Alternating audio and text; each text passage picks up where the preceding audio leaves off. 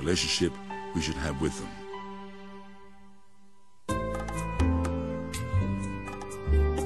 Things are slowly changing. Some zoos are now instrumental in reshaping our attitudes and values about nature and animals. 21st century zoos are more committed to animal welfare. Many stopped animal shows long ago, and few animals are taken from the wild. Some zoos now believe in the concept of care for life, where a zoo takes responsibility for captive animals throughout their lifetime. Responsible zoos have stopped breeding animals unless they are clearly needed to strengthen the population. Endangered species are preserved through species survival plans, scientific programs designed to maintain healthy gene pools. Today, public opinion and television programming, a combination that once propelled the cycle of surplus and exploited animals, has become a force for their ethical treatment.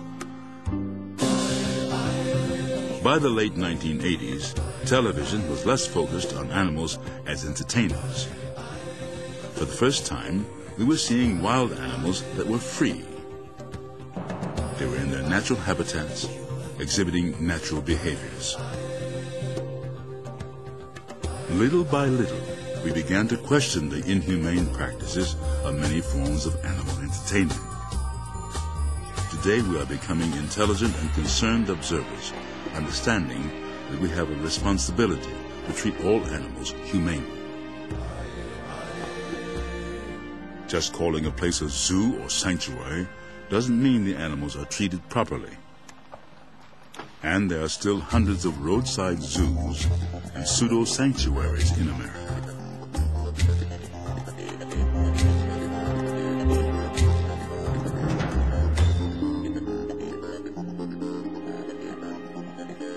For 200 years, traveling circuses have crisscrossed the United States, and elephant shows have been center stage. Elephants have several basic needs: to forage for vegetation, to form family relationships, and to have space to roam. Elephants in the wild live in extended families, made up of several generations. Young ones stay with their mothers for years and walk many miles a day with their families. Just for the sake of entertainment, elephants in circuses are taken from their mothers at an early age and are physically and mentally controlled. Backstage, they are often chained for hours or days at a time. Their training is based on deprivation, physical punishment, fear, and intimidation.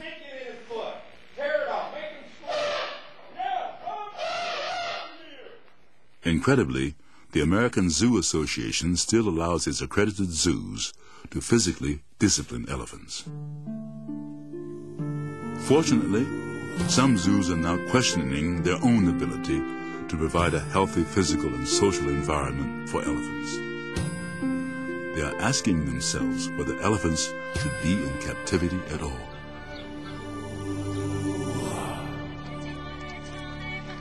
Circuses and traveling shows also use inhumane practices to train other exotic animals. Lions, tigers, and leopards are big crowd pleasers.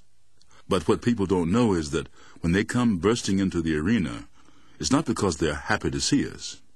They're not energized to be performing. They're scared. Traveling animal acts are three-ring circuses of misery, mistreatment, and early death. In spite of federal laws that are intended to protect these captive exotic animals, licenses are seldom revoked. People who pay money to see a wild animal in a cage or perform in a show are unaware of the suffering that goes on. There are no traveling acts, regardless of appearance, that are capable of eliminating the stress of constant travel, or satisfying the appropriate physical, social, and psychological needs of an exotic animal. What must the quality of life be like for these captive animals? Do we want these sideshows to continue?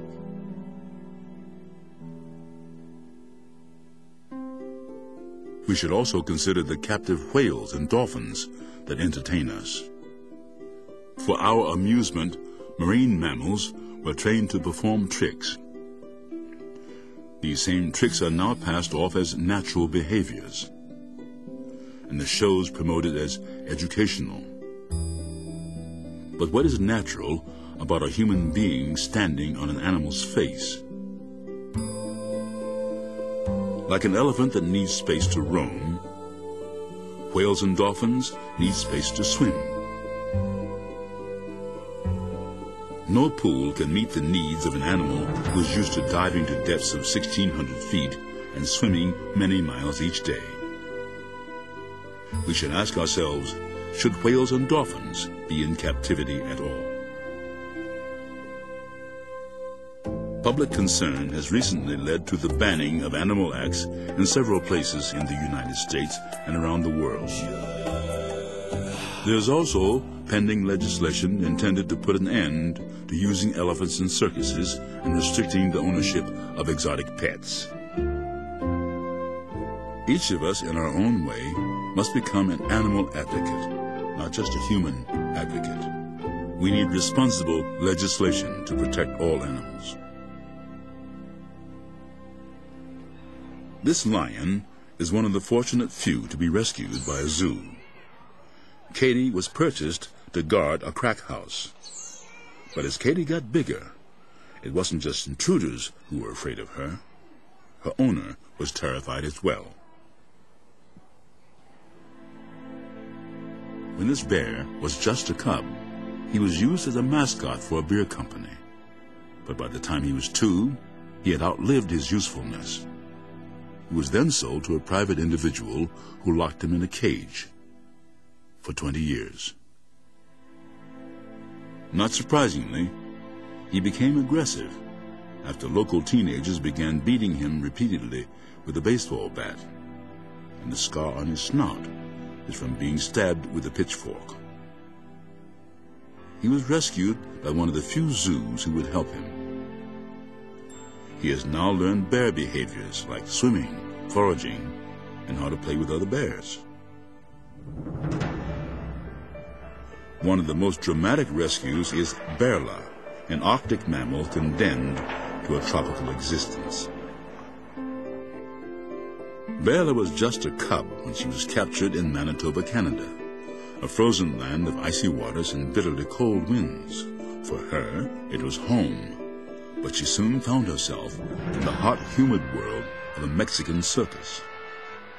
Year after year, she endured temperatures that were 100 degrees hotter than a natural habitat. She was confined to a small cage without enough cool water to swim in or clean water to drink. Several animal protection organizations, along with the American Zoo and Aquarium Association and the U.S. Fish and Wildlife Service, rescued Berla and 5 other polar bears. Released into the sanctuary of the Detroit Zoo's Arctic Ring of Life, she can behave like a polar bear. After 16 years, she has acres of land to roam and 300,000 gallons of chilled seawater to swim in.